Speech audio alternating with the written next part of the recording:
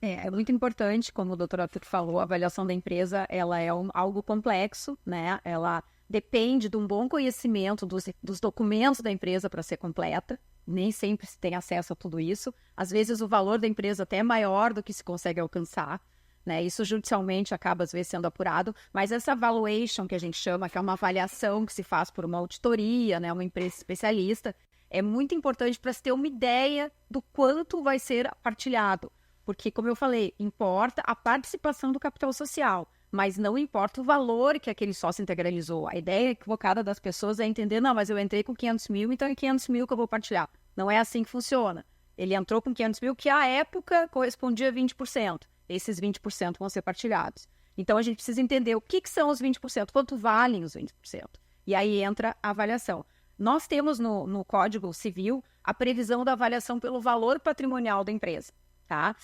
Que é um valor que se apura na data quando houve o divórcio ou quando houve a separação de fato, né? Não o decreto, não. É importante, não o decreto do divórcio, mas a separação de fato. Se o casal, por exemplo, não mora junto vamos supor que estamos em 2030, o casal não coabita lá, não mora junto, já não tem um relacionamento de marido e mulher desde 2025, tá? E o divórcio só é ajuizado em 2031. Quando que se vai avaliar a empresa?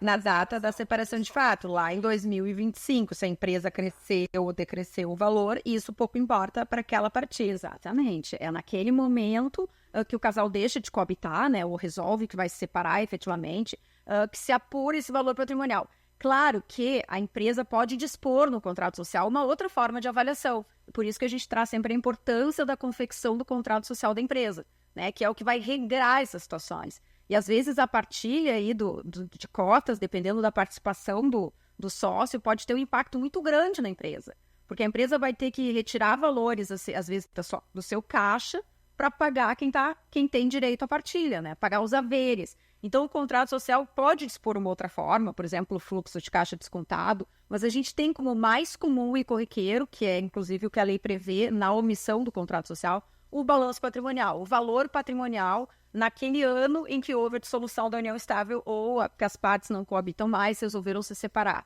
Então, é nesse momento que a gente pega como referência, né? E isso, então, compõe aí vários vetores da empresa, que não só o valor que ela tem em caixa, mas o que ela tem de propriedades, o valor da marca, né, o fundo de comércio, que só por uma avaliação técnica mesmo, a gente consegue alcançar esse valor.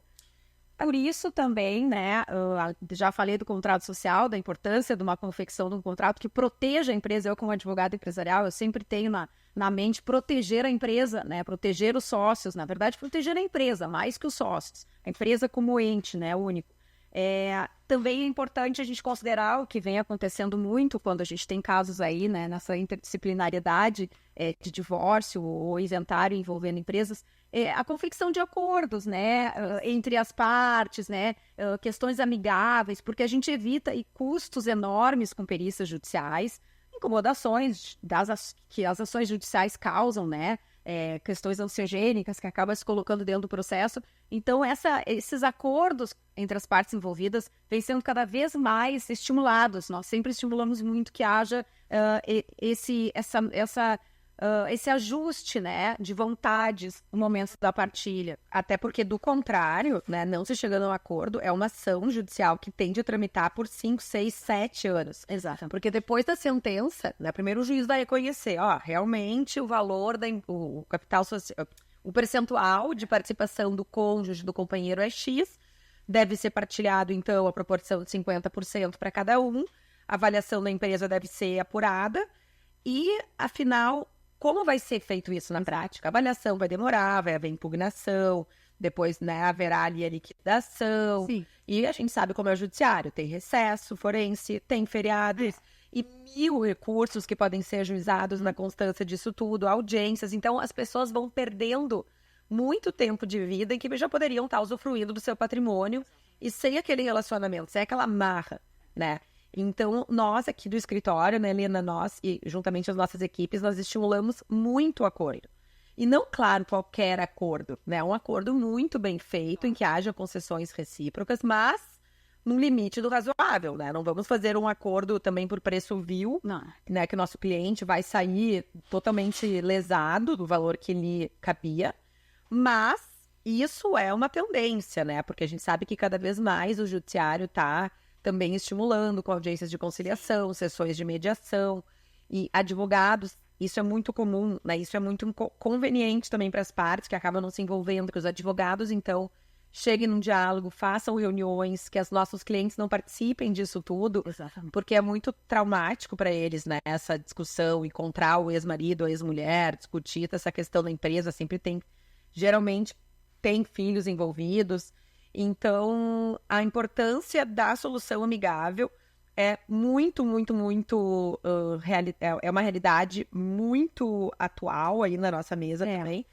E as estratégias para isso, né? Quais estratégias que nós adotamos? Então, como eu falei, conciliação, sessões de mediação, conversas entre os advogados, as denominadas tratativas de acordo, né? A gente pede muitas vezes a suspensão do processo para que a gente possa evoluir nessas tratativas. Então, todo mundo levanta uma bandeira branca, a gente dá um tempo, mas claro que sempre focando num valor justo e razoável para os nossos clientes. Isso é importantíssimo. E temos tido ótimas experiências nesse caso, né? De ótimos acordos para os nossos clientes, conseguindo aí diminuir o tempo, né? Que se levaria para eles realmente terem direito a... E também, às vezes, do outro lado, se nós estamos representando o sócio empresário, preservando a empresa, né? Às vezes que não vai ter que se dissolver aí praticamente para conseguir pagar os haveres, dependendo da participação societária, a gente consegue fazer um acordo, formas de pagamento, parcelamento. Então, isso tudo acaba sendo benéfico para as duas partes, claro, e reduz aí muito a ansiedade, né? O desgaste emocional que sempre envolve casos de divórcio também, mas inventários, muitas vezes, né? Que a gente tem aí filhos, né? Que estão dividindo aquele percentual do sócio que faleceu. Então, é muito importante. A gente estimula muito aquele escritório sempre essa composição amigável.